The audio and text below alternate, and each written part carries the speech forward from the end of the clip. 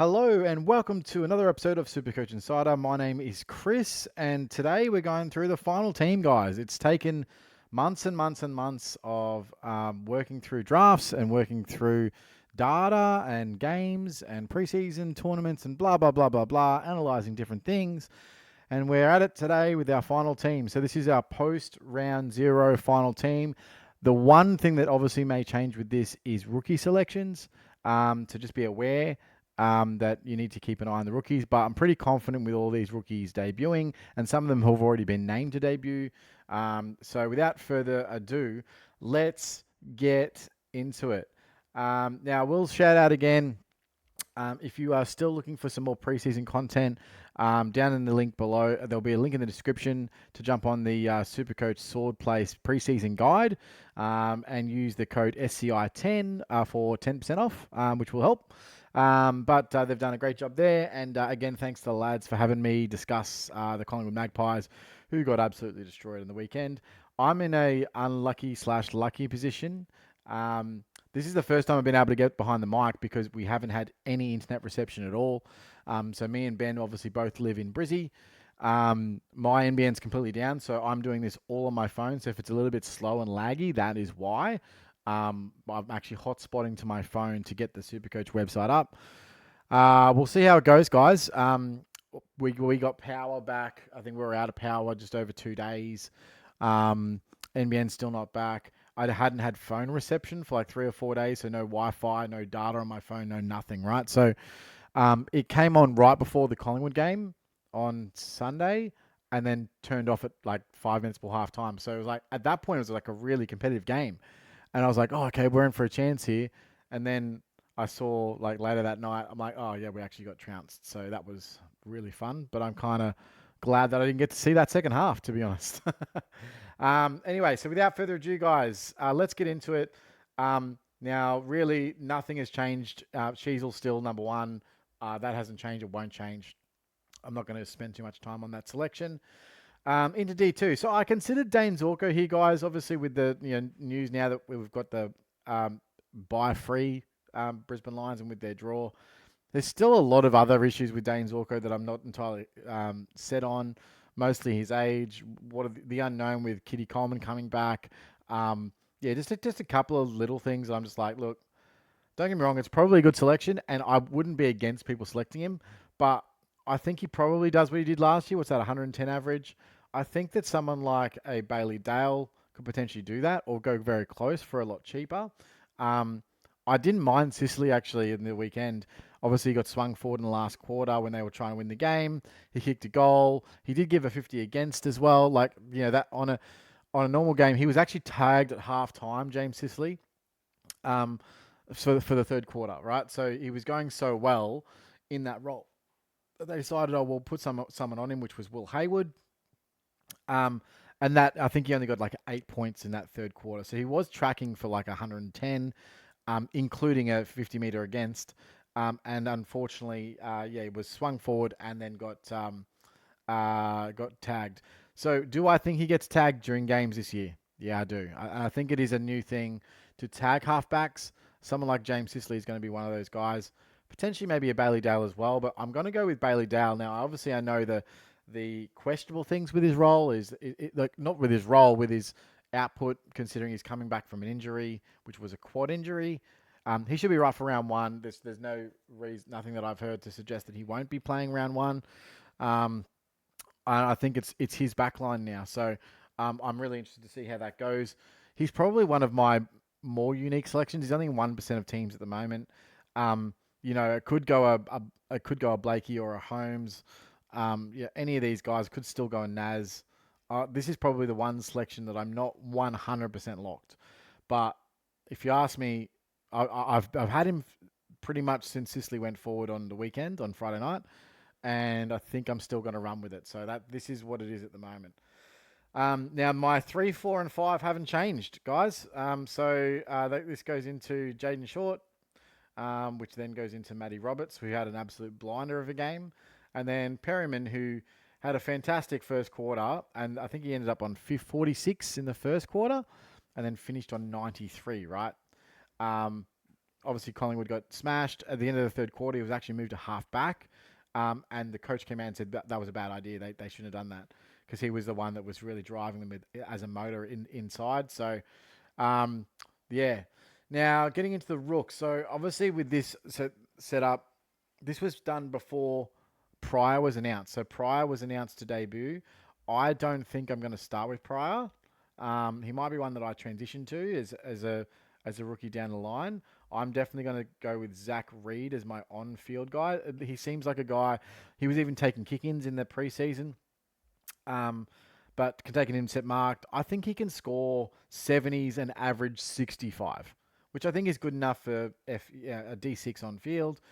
And then I'm going to go into the Rooks. Now, I was actually not too upset with Patton's game. I thought he'd done enough to hold his spot. I thought the spot's there and warranted. He scored well enough with a 67. His youth was really good.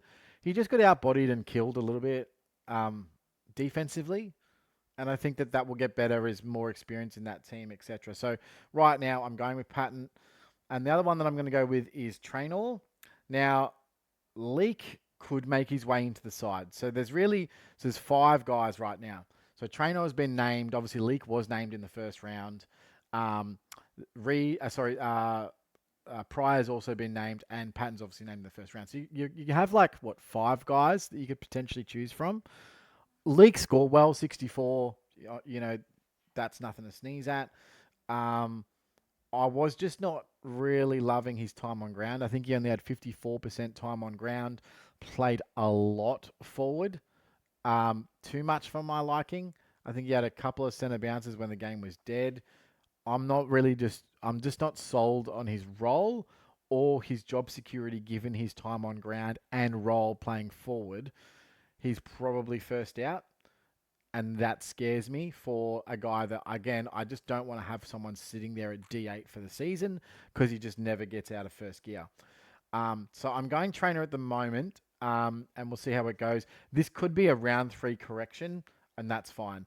One of the benefits is with GWS having that round 2 bye is I'll still get to see Trainer for 2 games before I can make a decision. Do I need Leak or am I good, right? So that's an important consideration. All right, midfield, big changes swooping in. All right, so we discussed in the midfield pod, Bont, Zach are completely out. All right. Neil is the one that I had in my side for a while, and then Sarong obviously is the other one that I had in my side for a while. Neil hasn't had a preseason at all, which really, really, really worries me. So we've seen it before with Neil. He has these 2 halves of the season. One half he goes great, one half he goes shit. The only thing really working for Neil right now is the fact that they have a really great fixture, especially early. So it's okay, well, do I start with Neil just hope for the best? I think he gets a tag in round 1 against Sydney. He'll get the James Jordan tag. Obviously not something you want to start. Not for round 1's probably not going to be great. And he has been kept relatively in check in recent times. Where's the last 3 versus Sydney here? Season stats.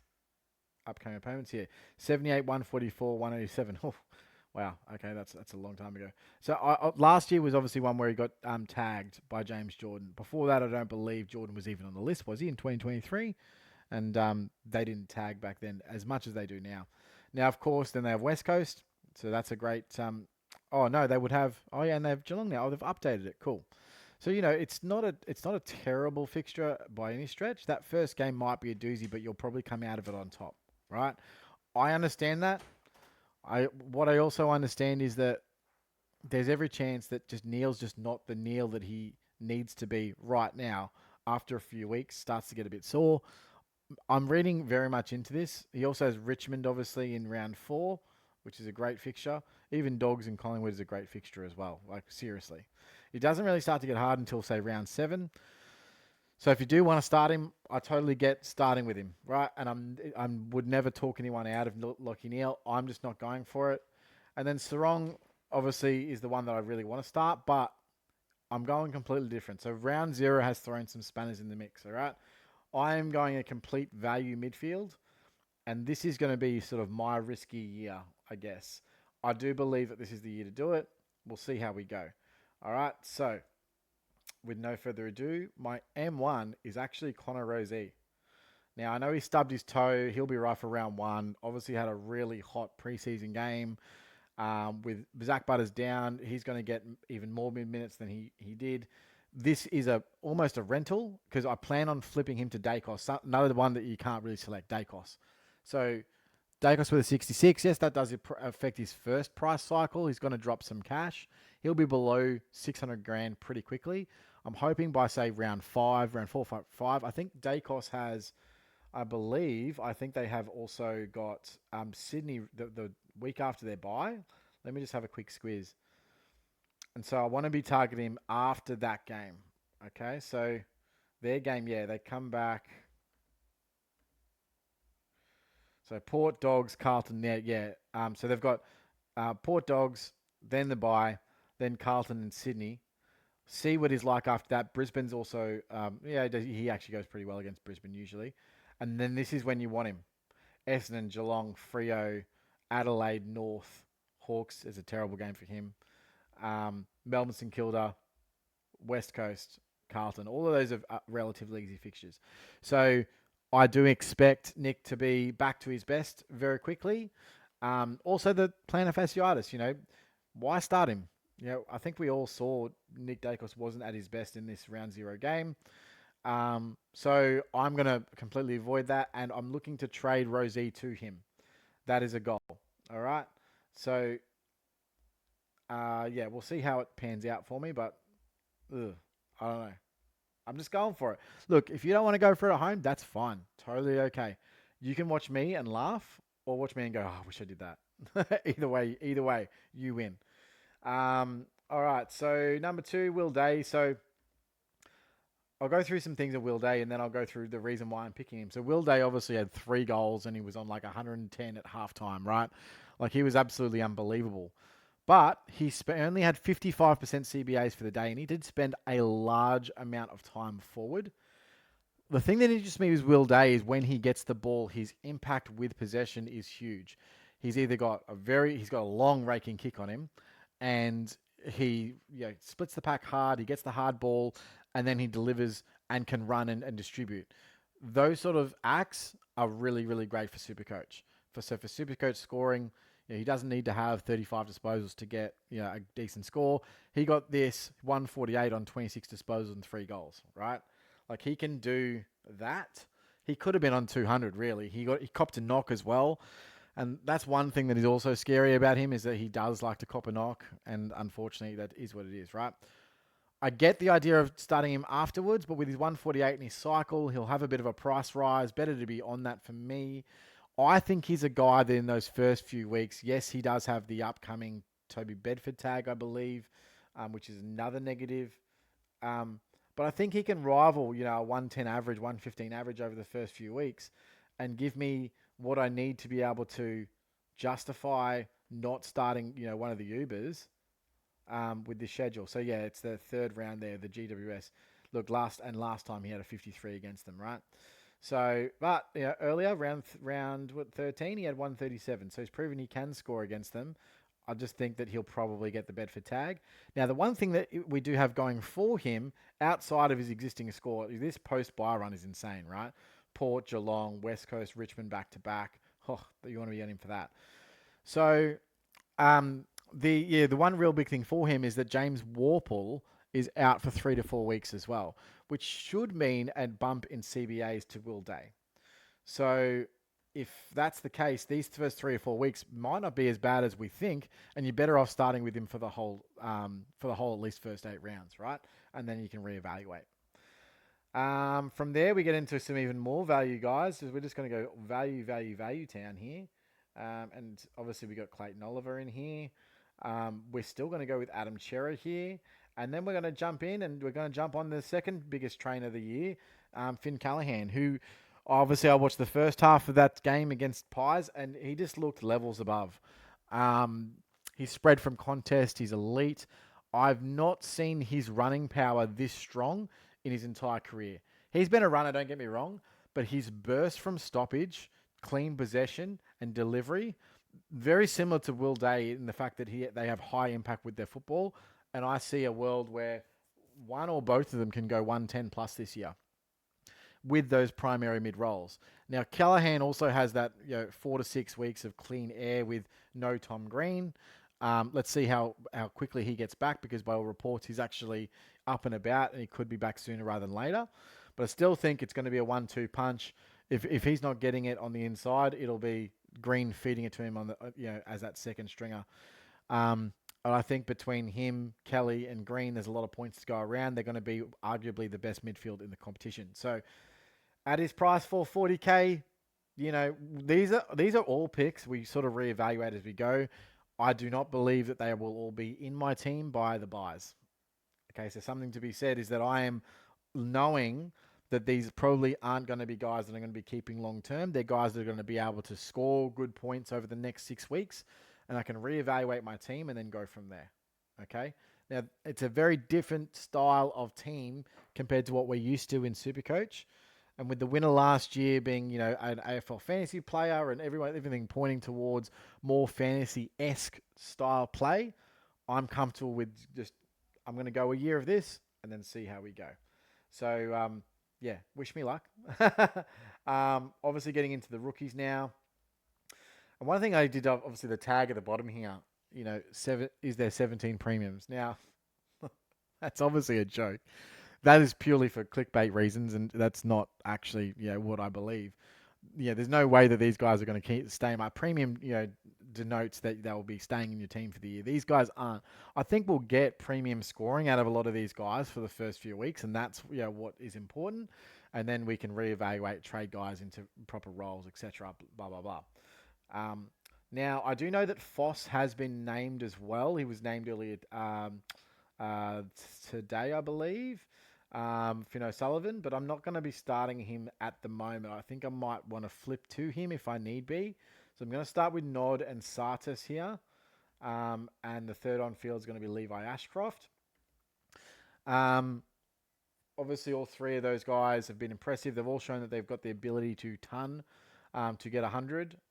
Levi hasn't yet, but I know that he has that in him. If I need to flip, say, Levi to Foss, I will, blah, blah. Obviously, Foss off halfback is going to be way better than Foss on a wing. I'm just not sure that it's worth the 200k price tag at this point, but I'm happy to be proven wrong. And on the bench, I actually have Kako, I believe. Where's Kako? A little bit further up. Yep, I've got a mid-forward rookie here, Kako. And then I've got Murphy Reed, and also named so far is Camporelli, Lucas Camporelli, who did impress by all reports in the previous game. So, yes, not going super heavy in the on the mid bench here, but I am paying Nevitt as the flex, just to as a warning for everyone, right? So the two keys that I've missed out here. Finn O'Sullivan and Harvey Langford. Those are the guys that are probably more likely to be good rookies if they can. But I just don't have the money with what I'm running here, and you'll see why in a second. All right. Now Rucks, I was on this combo before the weekend, but it just even solidified it. Lloyd Meek, TDK. Honestly, I just don't know how you got to run TDK. He scored 130.5. And Meek just played absolutely brilliant in that first week. I really like that combination, and that's what I'll be running moving forward. And then Harry Boyd as the R3 there. Moving to the forward line. So not much has changed, except something has.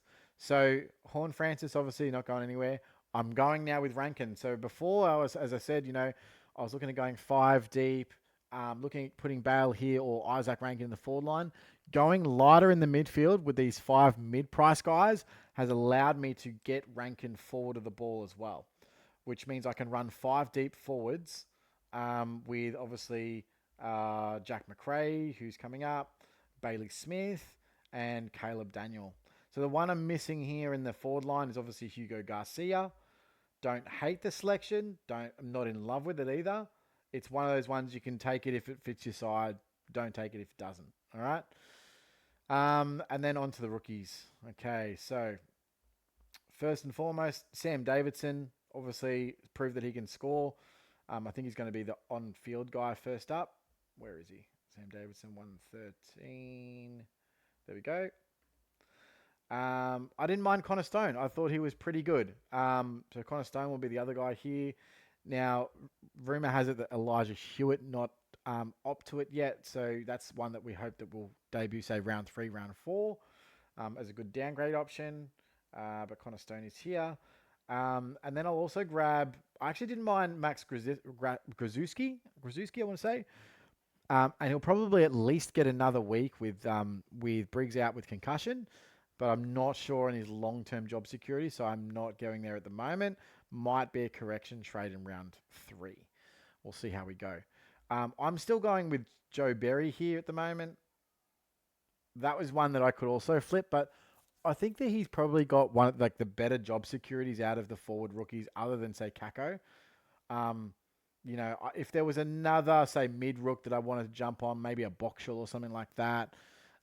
Maybe a Max Hall presents or something. You know, I could flip to that, but at the moment, this is what I like. And then, of course, as I said, Nevitt comes into this this flex spot. So I'll just pop him in here. All right, guys. So just to recap. So, yeah, I say 17 premiums. You've got the 5 deep in defense, 5 deep in midfield, 2 in the ruck, and then 5 deep forward, obviously resulting in 17. On-field rookies are Zach Reed, Nod, Satis, Ashcroft, and Davidson, with bench of Patton, Traynor, Kako, Reed, Camporelli, Boyd, Stone, Berry, and Nevitt. Thank you, guys. This is going to be it. This is what I'm rolling into the season with. Let me know what you're like in your team. I look forward to seeing all your results. I look forward to round 1, and I can't wait to be here for our round 1 wrap up, which we record now every Monday night. Thanks, guys. Cheers.